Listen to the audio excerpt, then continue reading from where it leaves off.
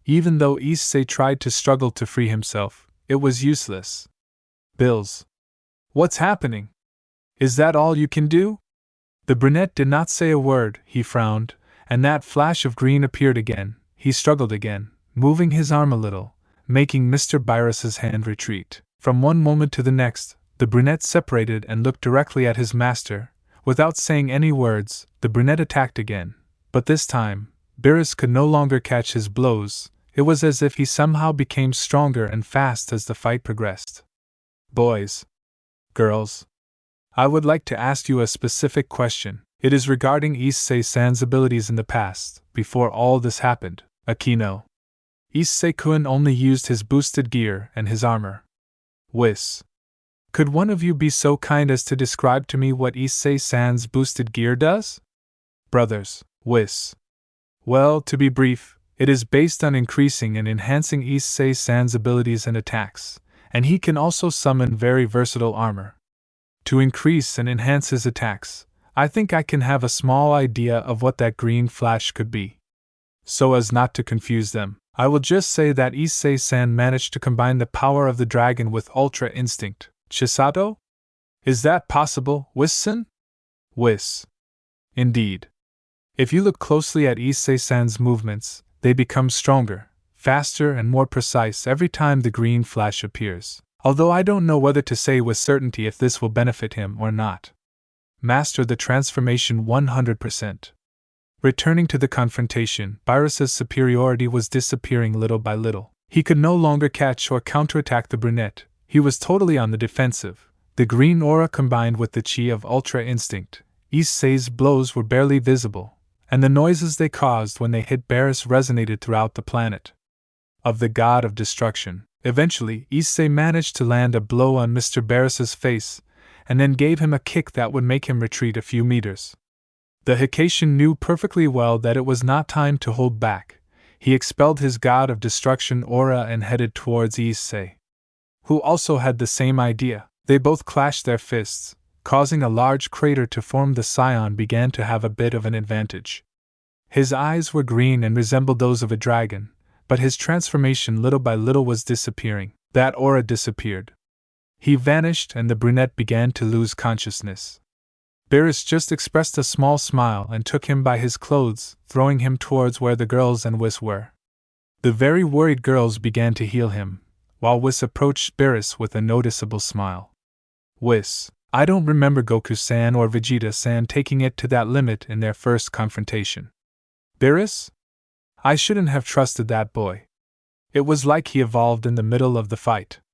His punches became much stronger and faster with every second. He had never seen anything like that. Whis? It seems that Issei-san became the most interesting disciple I have ever had.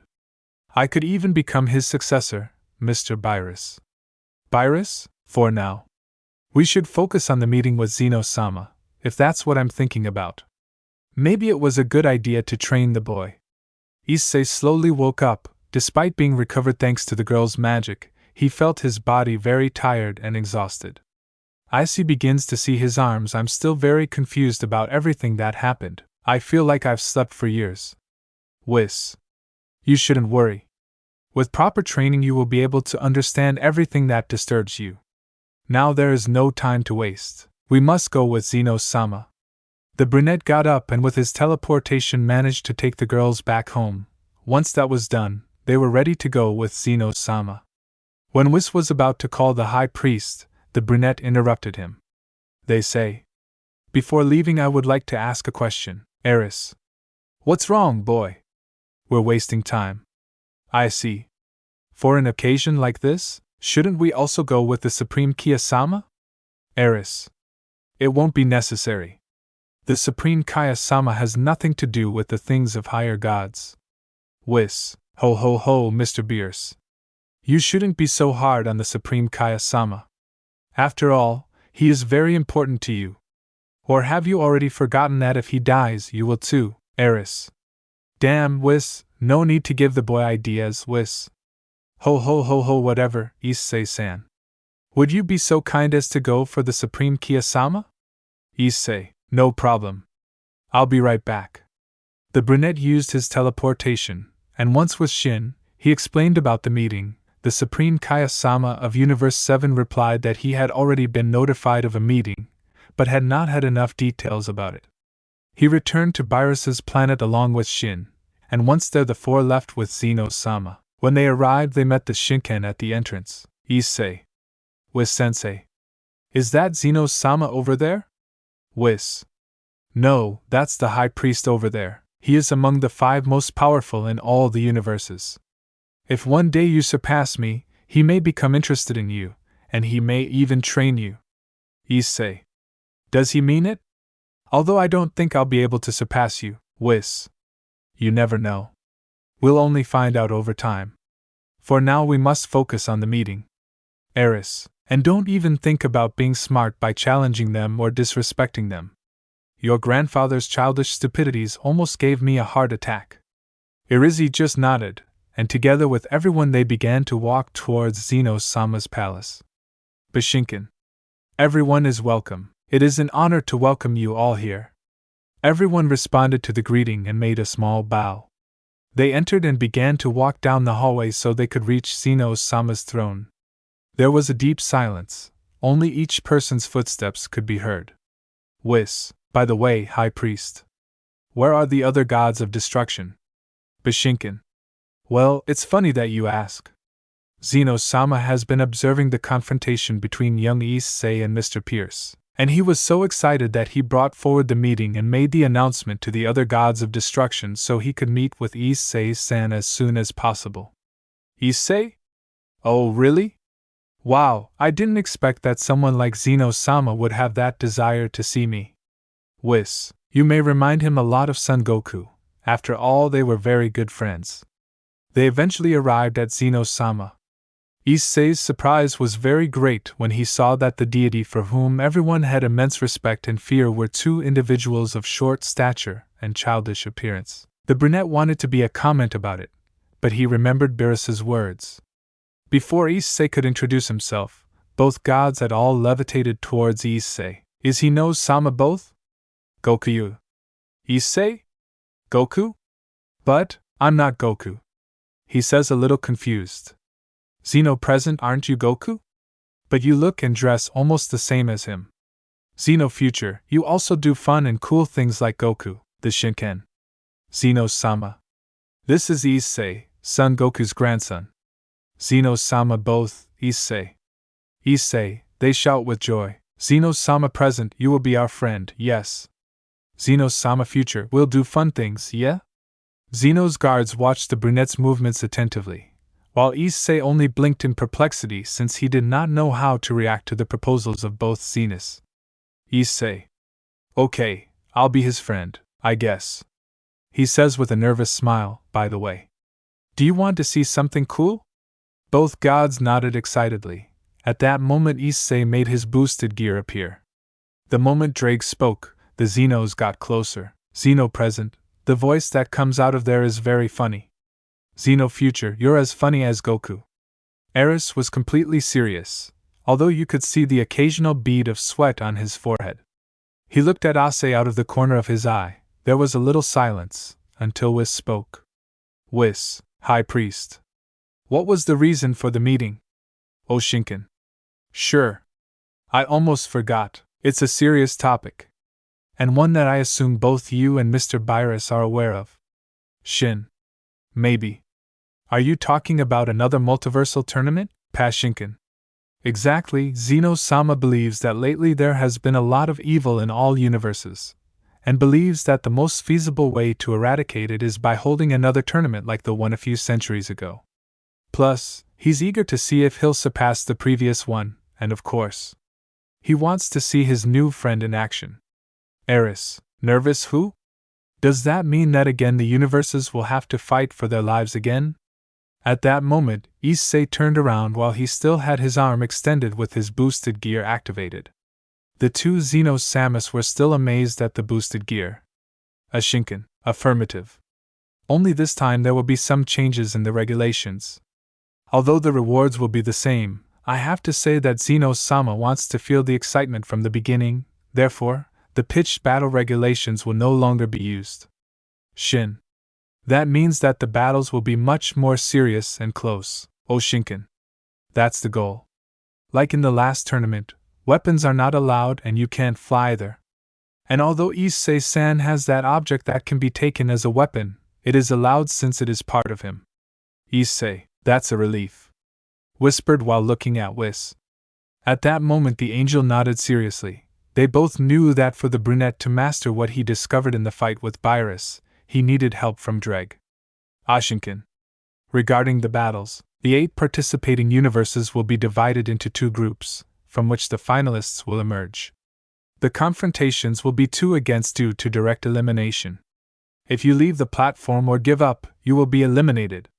The 2 participants must be eliminated for the participating universe to be annihilated. If a combatant is eliminated, but his partner manages to reach the next round, the eliminated participant can fight again. Shin. Dashinkan-sama. But couldn't the tournament be held without putting the lives of the other universes at risk? Dashinkan. In fact, that was a question the other universes asked when they were notified about the tournament. Zeno-sama was very strict about that. That universe that refuses to participate will be eliminated immediately. He said with immense seriousness, the tournament will take place in a week. Both Barris and Shin were very worried. There was nothing more to talk about. Whis. Well, if there's nothing else to talk about, I think we should leave. We must start preparing things for the tournament. Asahi said goodbye to Zeno-sama and Dashinkan, and together with the others they teleported back to Virus's planet. Virus? Well boy, you are the representative of Universe 7. I will leave the decision of who the other combatant will be in your hands. Do not disappoint me. Remember that we all depend on it. He said with extreme seriousness. Issei? I know perfectly well who he could be, plus he's almost as strong as me. I'll go get Eyes, explain everything to her, and hopefully we can start training from today. I'll be right back. The brunette teleported, while Barris lay down on the ground while Whis approached him. Whis. You surprise me with how calmly you are taking this whole situation, Mr. Virus. I see that you trust Assassin a lot. Virus. There's something that gives me a good feeling about that boy. I don't know if it's because of the fight a while ago, or because of the seriousness with which he took Zeno-sama's visit. He is the complete opposite of his grandfather. Whis. If I'm honest, I have the feeling that Issei-san won't have any problems with that tournament. After all, he also has something to protect. Chapter 29. The second tournament of power begins.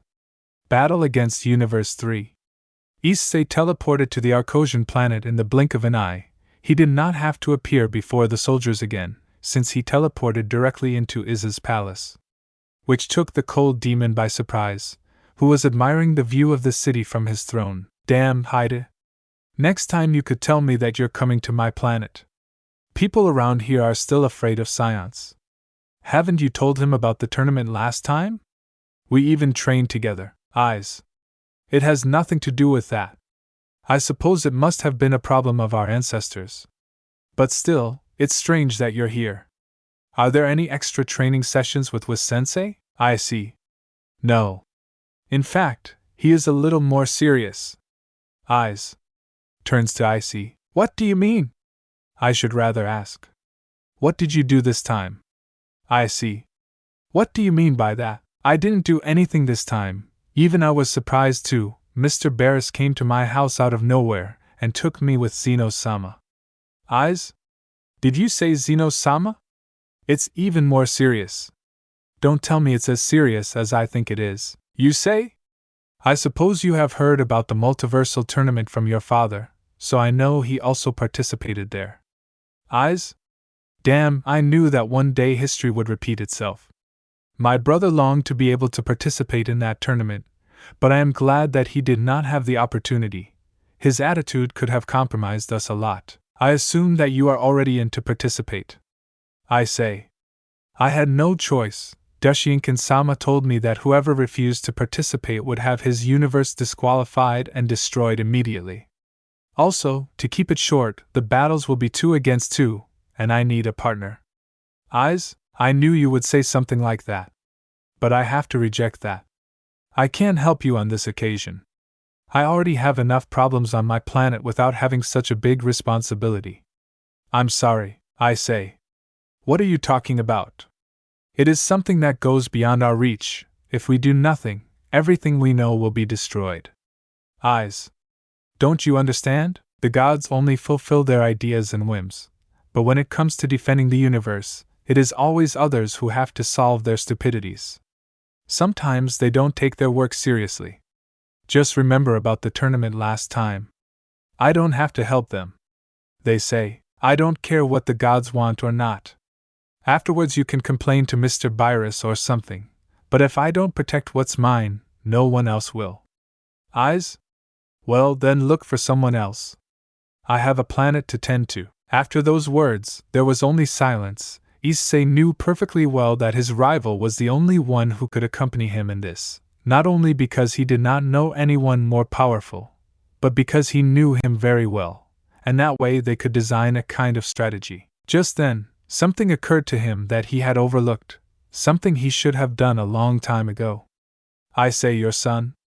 If you participate and we win, I promise that I myself will search for the Dragon Balls to revive him. Eyes turned around immediately, and saw him a little confused. No one had ever promised him something like that. The Dragon Balls were always denied to them by the inhabitants of the planets that possessed them, since they still did not trust the Arcosians even if they helped them, or they were going to ask for it peacefully in exchange for protection or resources. They say, don't see it as a promise that the gods make to you. It is a promise that I make to you so you can have complete confidence in me. Eyes turned back to the city and sighed. Eyes? Okay, I'll participate. But if you don't keep your word, we will invade the land immediately and declare war on the land for life. They say. Well, in that case you will have to think very carefully before taking the best food in the universe from Mr. Beers, having him destroy you. And many other things, but I'm glad you decided to participate. Eyes? You really are a miserable bastard. He says between laughs anyway, tell Mr. Whis, I won't be able to train today. I need to fix a couple of things on my planet. If I'm going to have to be gone for a long time, I'm going to leave. All in order. They say. Okay, I'll be waiting for you on Mr. Virus's planet. He places his fingers on his forehead and teleports. The cold demon walks back to his throne and sits down so he can observe the city. Eyes. Damn Saiyan. Whispers, but I must admit that a multiversal tournament sounds interesting. Besides, I will be able to rule this planet with my son. It is time for the multiverse to know the true power of the Arcosians. The chestnut returned to Virus's planet, where he told his teachers in full about what he talked about with his rival Virus. At least you didn't promise him anything that was out of our hands. I congratulate you for that. I say, thanks I guess. He turns to Whis and could we start with the training, please? Virus? Although. He interrupts them. It seems that you haven't taken the matter seriously. Beers. What are you talking about, Mr. Virus? Virus? It seems that you only care about becoming stronger and being able to demonstrate it in front of all the universes, but you don't realize the consequences of them. The brunette only looked worried and very intrigued at Mr. Burst's words. Burst?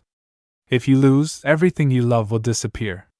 All the beautiful memories you have with your family will be erased from existence itself. And what do you think is the worst? There's no way to bring them back. What do you think will be the reaction of all the pretty girls you live with when they find out that you couldn't protect them? They say. Well, I think it's time for him to take his work as the god of destruction seriously instead of trying to threaten me. Eris, be careful with the tone you use. If you end up insolent to me, I'll have to. Issei. Destroy me? In that case, do it once and for all, but tell the high priest not to participate in the tournament. The atmosphere was too tense. It seemed Issei would not be intimidated by a god of destruction. Whis silently watched the behavior of these two. His only reaction was a sigh. The angel raised his arm, summoning his staff and striking both of them on the head. Whis, enough. I'm surprised that both of them are so immature to fight in a crucial situation like this. Issei-san, start warming up and stretching right now. We'll start training right away. Issei didn't say another word and prepared to do what his teacher had told him. After a few minutes, Whis began a very simple training session, a one-on-one matchup to improve the speed of his disciple. However, Issei was too distracted, mainly by the words he had exchanged with Mr. Virus earlier. He was mortified thinking about what could happen to him, or if he was not prepared enough for what was coming. The seance's inconsideration was so great that Whis sent him to the ground with a single touch. Whis. What's wrong, Issei-san? You are more distracted than normal. If you are not focused, I can't train you. Whis. I'm sorry, Whis-sensei, but it's still very difficult for me to assimilate the situation. Little by little he gets up from the ground. Whis. It would be best if you returned home. Rest and relax a little. Only in this way can we obtain the best results. Issei nods. Okay. The brunette teleported back home. Whis approached Virus in a serious manner. Whis, could you explain to me what caused such aggressive behavior towards Issei-san? Virus. I think if you know me well, Wisconsin, you know that I don't allow such disrespect. Whis, what does he mean? I was pushing him to see the importance of things if he had been serious, Wisconsin. Right now we would be looking for another participant. I had to stop myself from destroying that brat. My only intention is for him to take it seriously so he can get the best results during training. Whis. Well, thanks to that, his disciple will have one less day of training. Although I don't think Issei-san will sit idly by after that. Whis. Let's hope not. Really, if he doesn't train enough, I don't think we'll be as lucky as last time. The brunette got home thanks to teleportation. Without waiting to rest, he ran around the house looking for 21, until he finally found her in the kitchen. He was so distracted that he didn't even remember that he could find her with Kai. Issei, 21-san, could you give me the capsule with the gravity chamber? A 21. It's in my room, in the capsule compartment. But first tell me how it went with Mr. Virus and with Warehouse. The android was surprised to see that the brunette didn't waste a second in running to her room. She was a little intrigued by the fact that he was more hurried than normal. Issei managed to find the capsule inside 21's room, and without thinking about it any longer, he went down to the patio and threw the capsule, making the anti-gravity capsule that he had used with 21 a few days ago appear. The chestnut began to train so hard that the noise began to be heard all the way to the house. The girls were a little confused. Even though they admired the way he took his training, they couldn't help but worry about him. They all decided to meet in the patio, in front of the capsule. From time to time they could feel slight tremors.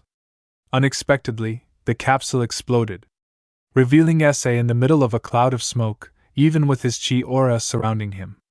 A 21. Trembling when he sees his destroyed capsule. My. Cap gravity capsule. Issei, I'm sorry. I'm really sorry. I promise I'll make it up to you in some way. Now I must go to Dent. Placing her fingers on his forehead, Rose was. Wait a second, you didn't even greet us when you returned. Sona. It's true. We also want to know how that important meeting went for you. Issei was still quite worried about Viras's words. Just remembering them made him believe that he was not yet fully prepared for the tournament, that his power would not be enough to protect the universe from him and everything he loved from them. Issei? Oh, don't worry. It's just an exhibition tournament, just like last time. The only difference is that now it will be with more universes. That's all. And obviously I don't want to be left behind. I'll just train a little more than normal. Now yes. See you at dinner time. Bye. Teleports. The girls were not completely convinced. They looked at each other completely strange. Chisato. It's completely obvious that something is wrong. I've never seen him so nervous as this time. Not even the time of the ritual, by Keno. I think we have no choice but to trust him.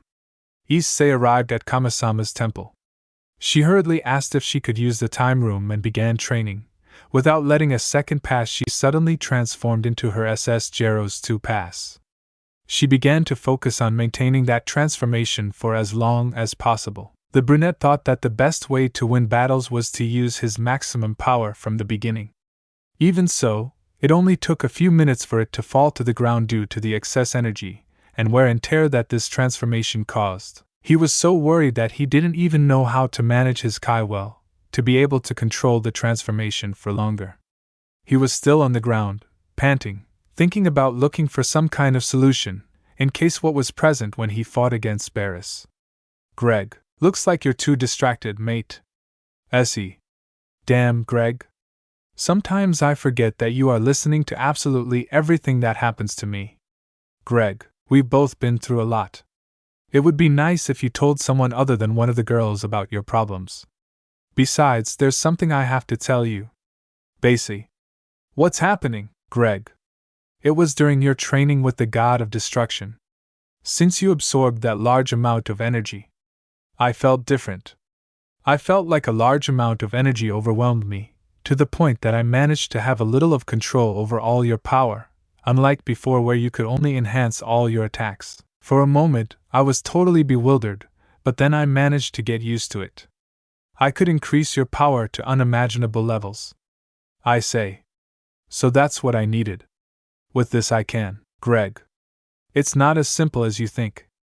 I'm afraid I only have that kind of control when you're in that state your master called Ultra Instinct. I suppose that it is a state that affects both of us, that is, if you break your limits with that state, the magnitude is such that I am also affected, making it possible to multiply your power completely in an unlimited way. Even so, we do not know what is the true limit and resistance that your body has. They say, I can barely keep Rose stable. Now we are conditioned by two things. I have to manage to control my transformations, and also how to reach Ultra Instinct voluntarily. Little by little the brunette managed to stand up, a little sore. He sighed a little and turned around in the direction of the temple door, knowing that it was not good if it made his body and mind get excessively tired before he could train fully with Whis. He walked out of the time room and left the Kamisama temple. With the little energy he had left, he managed to return home using teleportation. Fortunately, the girls were calmer and welcomed him with a smile. Issei was very surprised to see that none of them asked about the meeting he attended. However, he believed that it would be best not to say anything about the seriousness of the multiversal tournament. He did not want to terrify them by telling them the consequences of defeat in the tournament. For the moment, he just preferred to enjoy the company of his girls more, just in case it was the last week he saw them. The next day, Issei woke up very early, much earlier than normal. He put on his suit and before teleporting, he turned around to see the girls sleeping tenderly in bed. He smiled and, in an act of affection, he kissed each of the girls as a sign of goodbye. Once satisfied with that, he managed to reach Barris's planet. When he arrived, the first thing he saw was Whis, calmly drinking tea. Whis. Good morning, Issei-san. What a surprise to see you so early. I say, good morning, Whis-sensei. After yesterday, I was really looking forward to training. Whis. I knew you'd feel that way. I hope you haven't overexerted yourself training on your own. Today's training will be too heavy. Laughs a little. Whis. Don't worry. Rest enough to be able to take the training with the greatest energy, although we still have to wait for eyes. Whis. I think he should be ready by now. I guess you'll have to go after him with your teleportation. Whis. He's right, but still, there's something I want to ask you. Whis. Is it about all the instinct? It is not like this?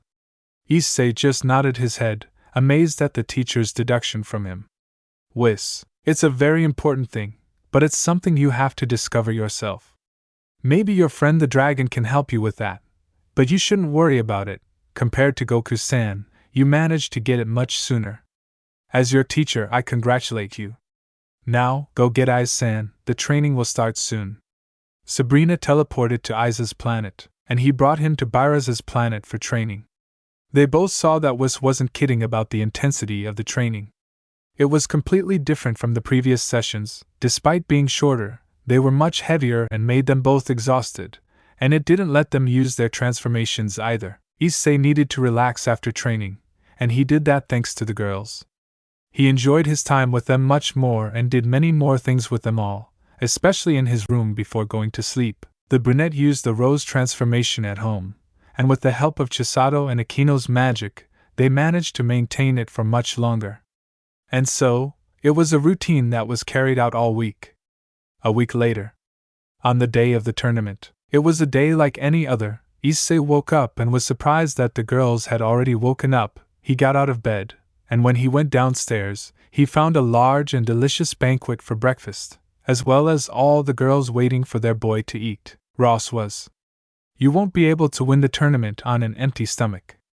Bikino. So we're going a little ahead so you can start your day in the best way. Issei smiled and hugged all the girls, and then began to eat in the company of the girls. Everyone laughed and ate in the most pleasant way possible. They enjoyed the morning to the fullest.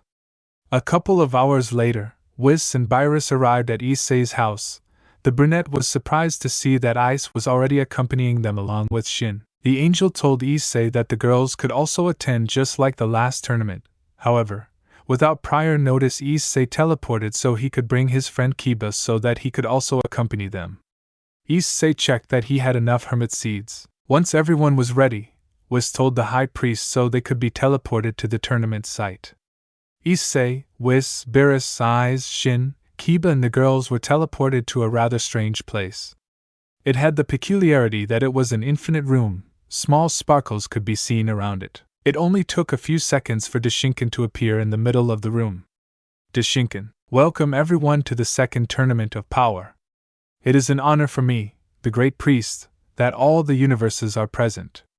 You will wonder where the other universes are, and all the universes with their participants are here, inside the infinite room, even though they can only see me. In this way we avoid any type of provocation on the part of the participants when the rules are explained. Issei and the girls looked around and back in confusion, realizing that Deshinken wasn't joking. Both Eyes and the brunette noticed the different energies and chi of several of the adversaries. In particular, some that seemed familiar to them and corresponded to the participants of Universe 6. Deshinken. As you know, this tournament is held with the objective of balancing the existence of life in the universes, as well as to please Zeno-sama. I suppose you are already warned of the importance of this and the consequences of defeat, which is the destruction of the losing universe of each battle. At that moment Issei, who was in front of everyone, was too afraid to turn to the girls, since he had lied to them about it being just an exhibition tournament. The young man turned his head a little, trying to see the girl's reaction out of the corner of his eye. Chisato? You don't have to hide anything. I already knew it from the beginning, Sona. Still, we contacted Wisan when you went to the time room. A 21. The same day you destroyed my anti-gravity capsule. She says, a little annoyed. Rose Whis. But we must accept that it was very nice of you not to tell us anything so as not to scare us. At that moment the girls came up to hug him. To say surprise, none of them were upset. Akino. We weren't worried because we trusted you. Even if you don't win, we will know that you did everything you could to protect us. Bishinken. Now I will proceed to explain the rules. The tournament will be held in 2 against 2 combats. The 2 universes in combat will have to fight with all their strength until the rival surrenders or is removed from the platform. The rules include the prohibition of flight and assassination.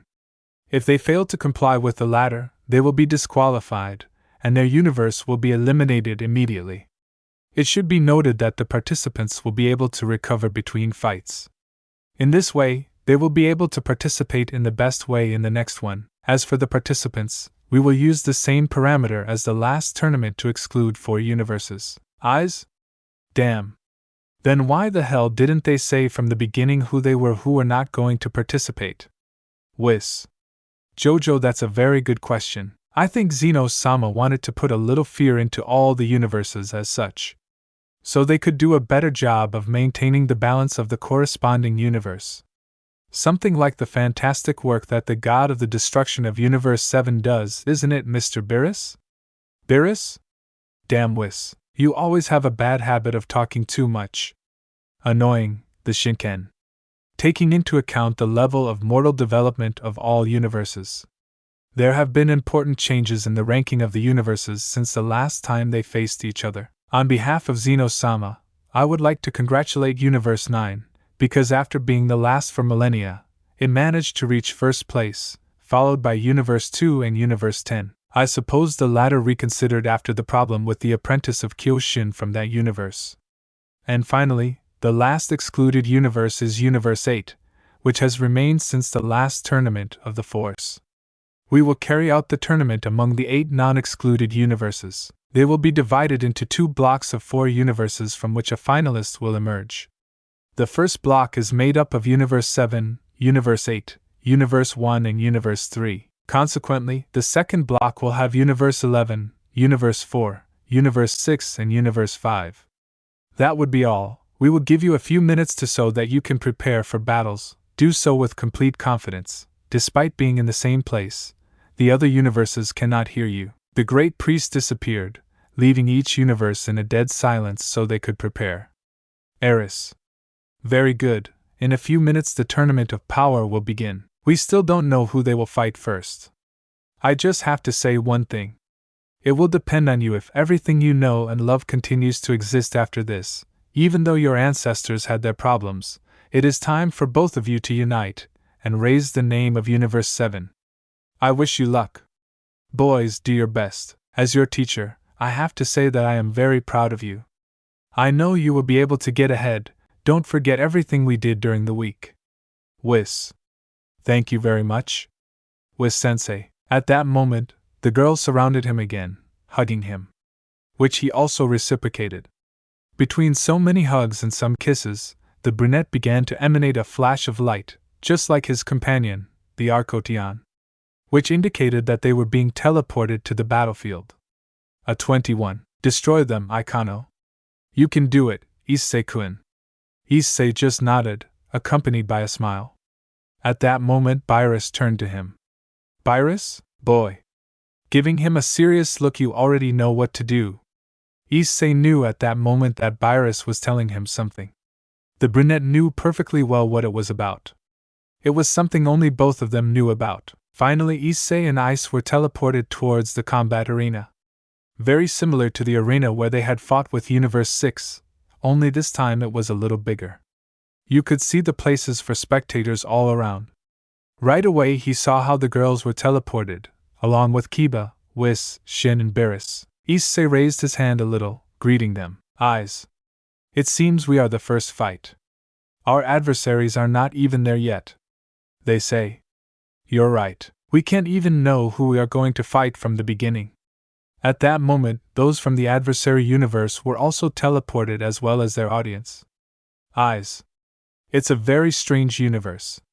I didn't know what things were like outside of ours. From what I see, the god of destruction looks like some kind of robot. I say. I think our adversaries will be of the same style. He had heard something similar. Suddenly, the 2 adversaries of the universe in question appeared. Eyes. Looks like we weren't so wrong. That means we're going to fight with a lot of junk. They say. To tell the truth, I can't tell you if they are robots or armor. I can't sense their energy levels. So I'd lean towards the former. A Shinken was present in the middle of everything, as well as the 2 Xenos-sama along with his bodyguard, a Shinken. Welcome, participating universes, to the first match of the Tournament of Power. Universe 3 will face Universe 7. Eyes? Well, any ideas? I say. I will use all my strength from the beginning. I don't know about you, but I will just tell you not to get in my way. With a challenging smile. Eyes? Laughs a little. I say the same. A Shinken. Now, knowing the rules. Let's fight. Chapter 30. Deadly Technology. The Secret of the Universe 3. Finally the fight began, and without wasting time, Issei relaxed and immediately transformed to use all of his power. Issei. Haya raises her chi to the maximum and transforms into SS Geros 2. The floor of the battle arena cracked. A shock wave lifted up much of the debris that had been left, and a light gust of air reached Mr. Virus and the girls. Immediately, the boy attacked one of the 2 robots, precisely the red one. This surprised everyone, even Dushinkin, who only laughed lightly when he saw Issei's initial impetus. Meanwhile, the cold demon growled a little when he saw the way in which Issei had started in such a direct way and without thinking about a strategy to carry out the fight. Eyes, you're arrogant and exhibitionist. She concentrated to be able to change into his golden form. The Arcosian, also warrior from Universe 3. Meanwhile, the girls and Kiba seemed very interested in the warriors from the other universe. Kiba, it is impressive to meet the inhabitants of other universes. It is a shame that I can meet them under these circumstances. Tsubaki. You're right. Not even in the underworld are beings like this seen. It is impressive how many secrets the multiverses have. I see that you are very interested in knowing more about the other universes. I can help you with that. The angel hit the bottom of his staff on the ground, causing the sphere at the tip to light up, showing a kind of greenish hologram, showing the profile of both of the participants of the adversary universe. Let's see what we have here. It seems that Universe 3 has advanced quite a bit technologically since the last tournament of power. Maybe it was because they wanted to have better opportunities in case this happened again. They mainly focused on developing a type of technology that would allow them to eradicate any type of threat. The names in question are Red Death and White Echo. These were the final models of certain prototypes as a result of several years of research. They took advantage of the tranquility of their universe to concentrate on research and thus become the most technologically advanced and developed universe of all the universes. Sona. It seems that all the creativity was left in the manufacture of these two beings. Their names are too basic, they only based on the colors to make them. Adjust his glasses, but still, it worries me a little bit that they can actually do. Whis. The impact was so great that now there is more presence of machines than living beings in its population. The information ends there. We have no way to help Issei-san or Isen, since we know the abilities of their opponents. Bros Whis. There's something I don't understand. If it is assumed that the criterion for choosing the participants of this tournament is the Mortal Development Index, why was this universe involved if it is one of the most developed? That's a very good question, but it's easy to answer. When talking about the mortal development rate of a universe, the number of fatalities that occur in it is also taken into account. Let's just say that when Universe 3 began to focus on experiments, they did not come out very well when messing with certain things they didn't know. Thanks to that, many inhabitants died. Even knowledge has a price. Gisato. It seems that the accursed of knowledge are not only among humans. It is as if they have also spread even in many other universes. It seems like a kind of disease without a cure. A 21. It is a shame that this universe has had to have so many casualties in exchange for technology. I am very curious to know if the death of all those people was worth it. Once the doubt was clarified, everyone focused on seeing how their participants were doing in the fight. At first glance, you could see that Universe 7 was at an advantage. Issei was so confident that despite being in his most powerful transformation, he attacked in a somewhat slow and predictable way, as if he were playing with his opponent. Red Death was managing to block each of Issei's blows, which I miss everyone. As if it were an abysmal difference, Issei managed to land a blow on the robot's head and then began to hit all the blows at high speed without giving it a chance to react. The sound that the Scion's fists and kicks made in Red Death's kind of metal were quite scandalous. You could notice the power of these blows. To finish, Issei threw a strong punch, sending his opponent away. Immediately, Issei jumped back and raised his hand a little, then grabbed it with his other hand and complained of pain. Issei? Damn, what the hell is that thing made of? Not even my armor is that strong and tough, he said, resisting a little, holding his fist while he saw how Red Death barely got up from the rubble. On the other hand, the cold demon remained well above White Echo.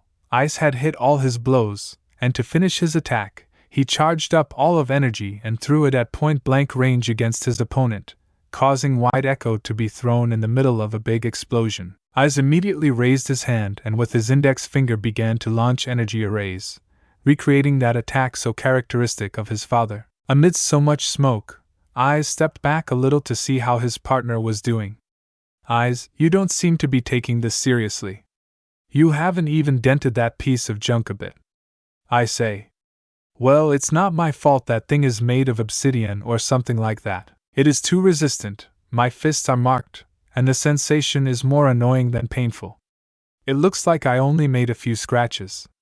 Besides, this rule about not being able to kill your opponent is garbage. Eyes. You're a crybaby. You should take it more seriously, just like I am doing. At that moment, the smoke screen dissipated, giving a clearer view of the damage that the white robot had suffered. A confident smile appeared on Issei's face, seeing how White Echo, he was completely destroyed, releasing sparks of energy, with his arms incomplete and his legs completely destroyed. Issei, see? I told you. He said, crossing his arms, watching that. Issei? You're pretentious. Immediately, White Echo was enveloped in some kind of unknown material, as if they were small bodies that covered his entire exoskeleton, in a blink of an eye. He regenerated completely, recovering his limbs and being as good as new. Issei. Did you say? He said mockingly. Eyes. Just shut up and fight. He said, launching himself again towards White Echo. Issei. It seems like someone is upset. Whatever. I have to destroy that thing before my hands break. Issei returned to the charge to be able to attack Red Death with much more intensity. Meanwhile, Universe 7 was quite surprised by what had just happened. Eris, I'm starting to get desperate with those two.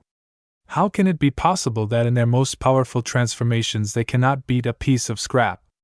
Whis. Jojo Ho, calm down, Mr. Virus. I think those two are overwhelmed by the fact that they have to restrain themselves from killing their opponents. They 21.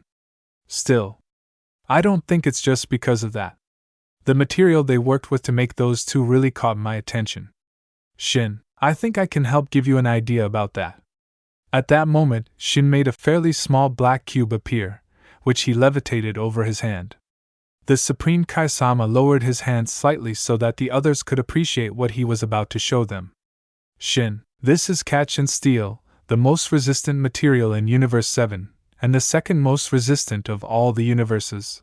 I would not be surprised to see that Universe 3 has made similar discoveries. It is curious that no one in our universe has yet taken advantage of this precious material. Even so, the internal material that White Echo used to regenerate is quite similar.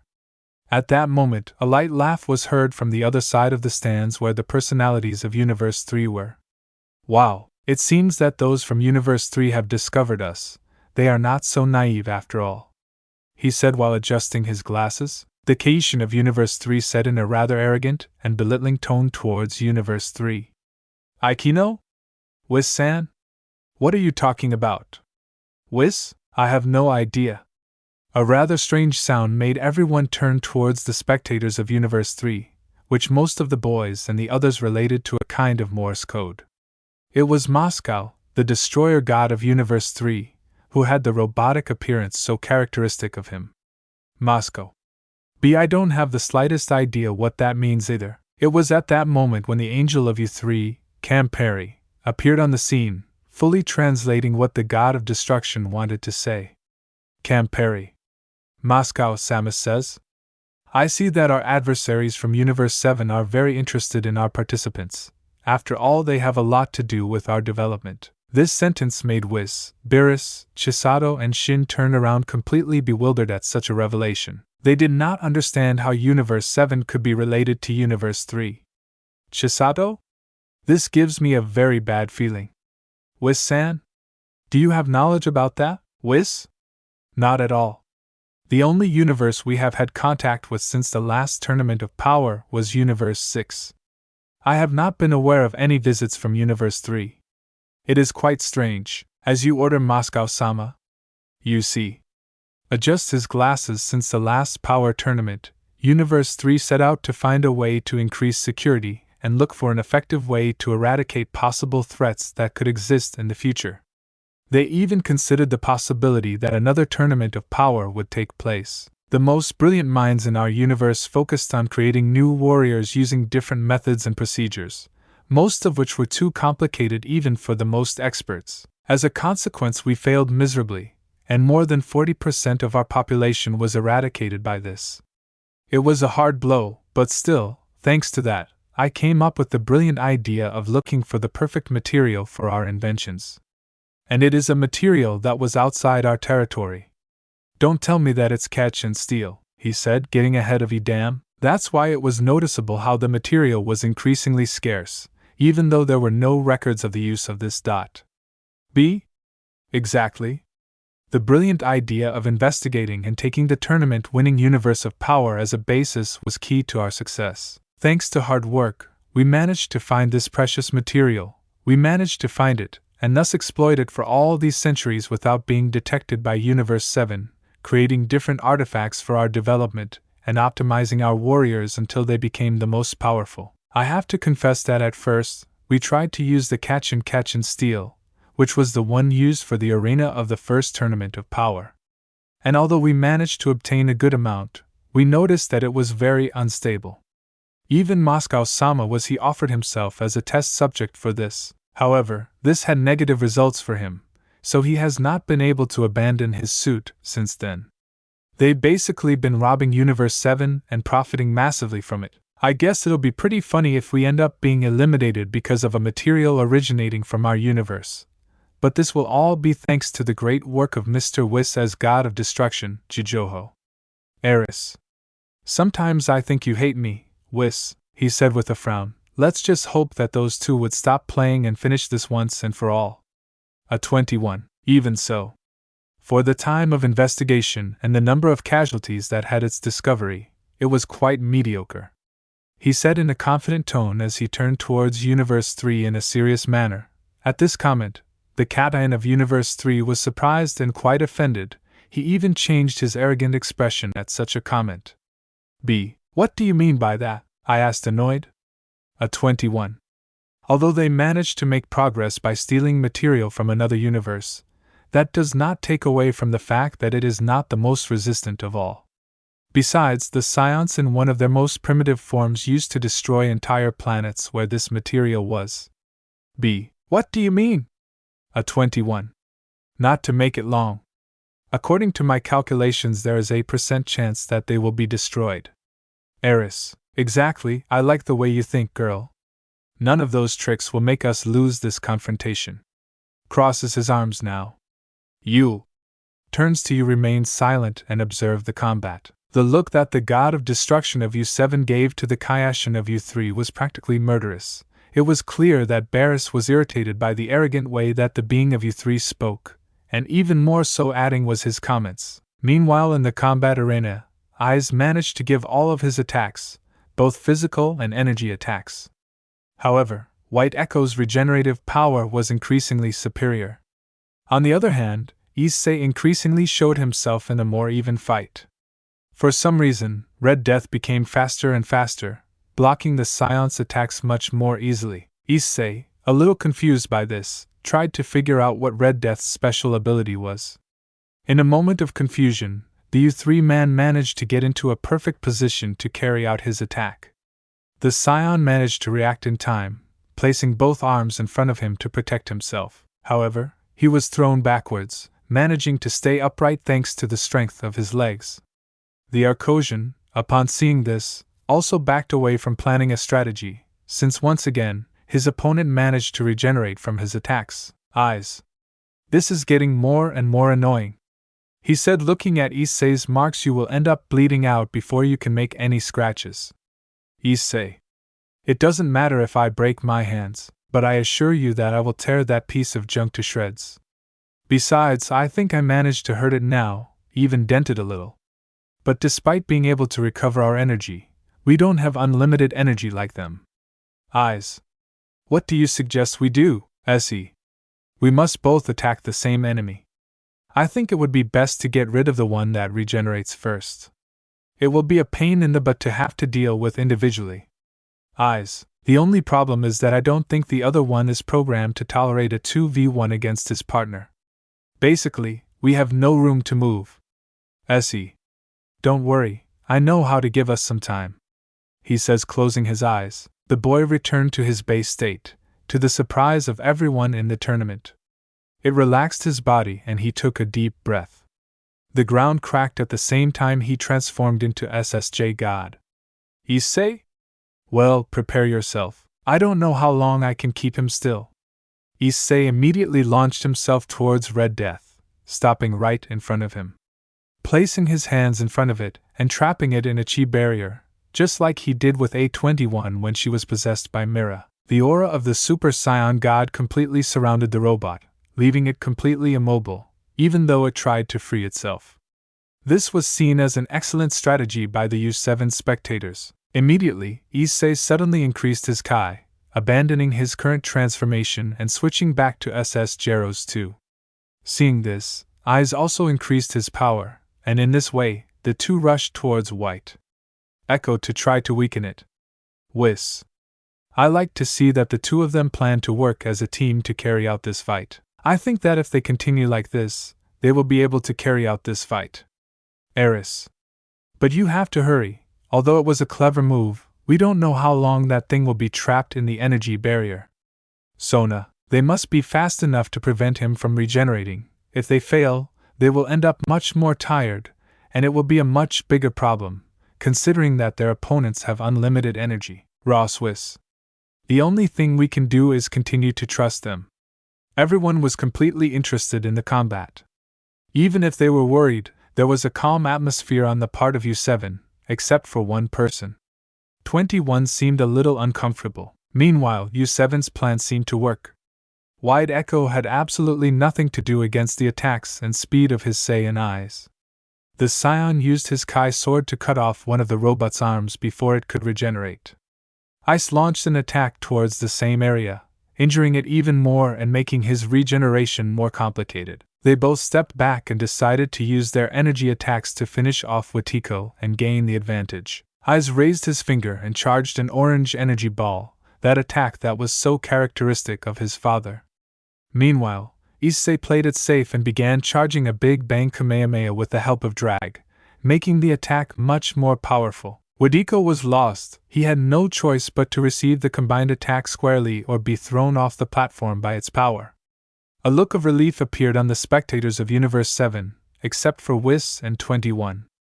As expected, White Echo received the attack squarely, creating a large explosion, as well as a large screen of smoke.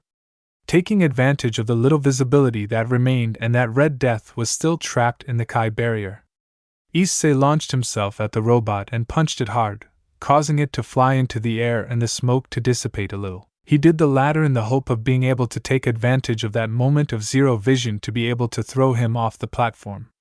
Finally, the smoke disappeared completely, revealing a large amount of debris. Red Death had barely managed to stay on the platform.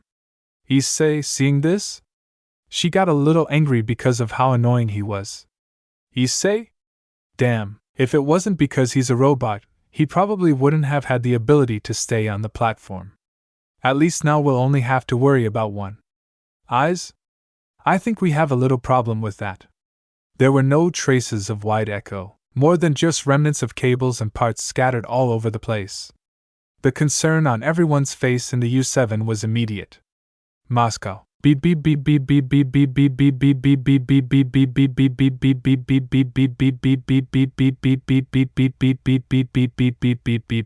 Wow. I think they both got too excited about the fight. Immediately after this, the fight stopped, with Deshinkin as intermediary. The girls were completely confused. Barris was furious. He couldn't believe that his universe was going to be eliminated for such a silly and ridiculous reason like that.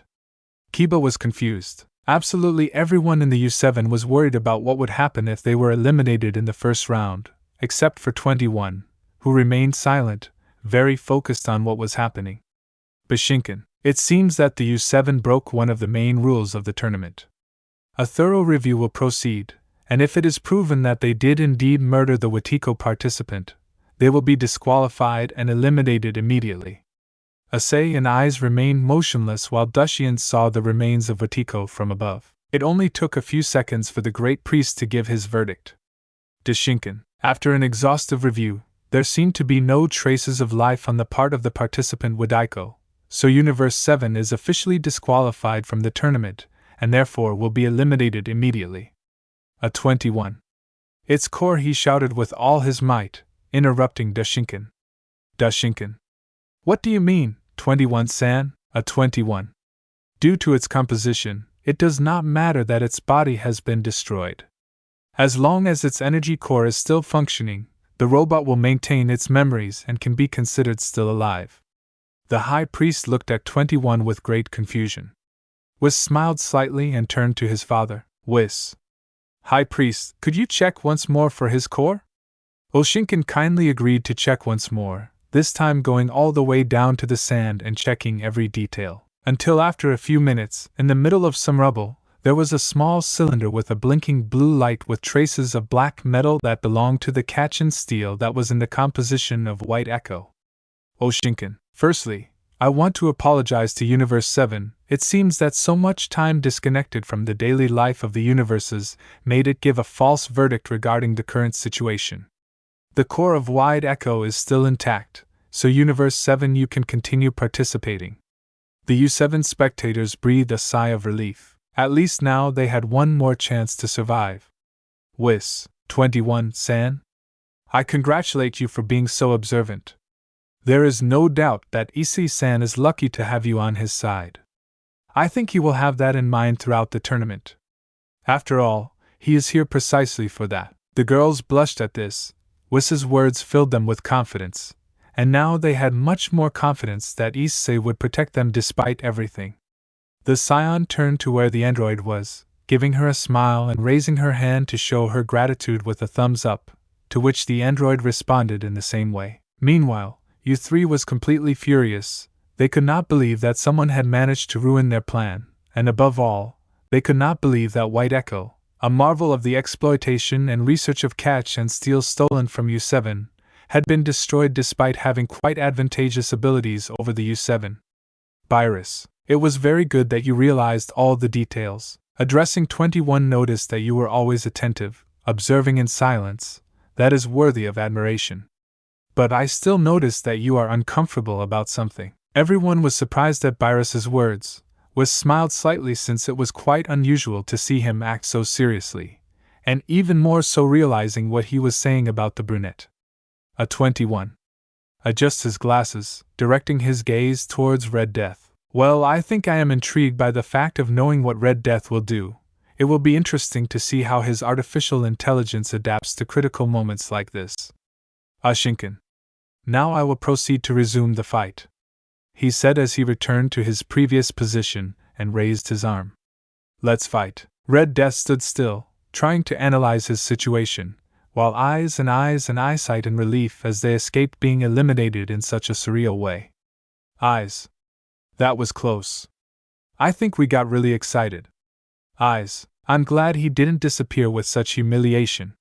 Now it will be less complicated to carry out this fight. Issei. Any ideas? I asked, looking at the remains of White Echo. Eyes. I think we should first get rid of that pile of garbage over there. Referring to the remains, at least throw it off the platform. After so many surprises, we shouldn't risk so much. I say. Then go and throw it yourself, he said, crossing his arms, joking a little. Eyes. You're a damn lazy person, he said, walking towards the pile of rubble. The Arcosian took with his hand the small metal cylinder whose light blinked slowly. He prepared to throw it carefully against the platform. He didn't want to run into any surprises. And so he did it. Everyone watched attentively as the core of White Echo was blown up. To everyone's astonishment, Red Death stretched out his arm to where the core was, and almost to the limit he managed to take what was left of his companion. Eyes, damn piece of scrap, he said, approaching him so he could attack him. The area where Red Death was cracked, as if it was clinging to the ground to resist the attack. A red dome began to surround the robot, making it impossible for Eyes to get close. For his part, Issei launched a powerful energy attack that was practically absorbed by the force field. Just as Issei's attack, Red Death absorbed the core of Issei's partner. The remains of White Echo's metal parts began to move in the direction of the Red Death's dome. Immediately, 21 realized what was happening. A 21. Don't let the remains come to him, he said, leaning a little. Issei immediately turned around, launching a flurry of Kai attacks, trying to destroy the remaining parts of White Echo, and while he managed to hit most of the remains, it was too late. The parts pierced the force field, and it began to glow from the inside, making it completely see-through. There was a great flash. Out of caution, Eyes retreated back to Issei's side. When finally, the force field and the flash disappeared, a new Red Death appeared completely different from the one that started the fight. The rubble had disappeared and now the two robots were one, combining their abilities and letting Red Death's artificial intelligence take care of everything. Issei. Very well done. You just had to throw it away from the platform. He said ironically. Eyes, shut your mouth, it's not my fault these guys are so stubborn. The Saiyan raised his chi, reaching almost his maximum power. He thought about using the Kaioken with the SSJ2 Rose, no matter how risky it was, but for the moment he wouldn't risk that much. First he wanted to see what the new White Echo was capable of. Issei. Let's end this now, otherwise I'll burn it to ashes on purpose. Issei's face was now much more serious and imposing. You could tell he was completely upset and determined to stop giving them even another chance to continue the fight. The eyes did the same, and without saying another word, they both launched themselves without any fear and without any intention of holding back, ready to end the fight once and for all. Thanks for listening to my video. Don't forget to like, share, subscribe and comment below your favorite part. Sayonara, see you in the next video.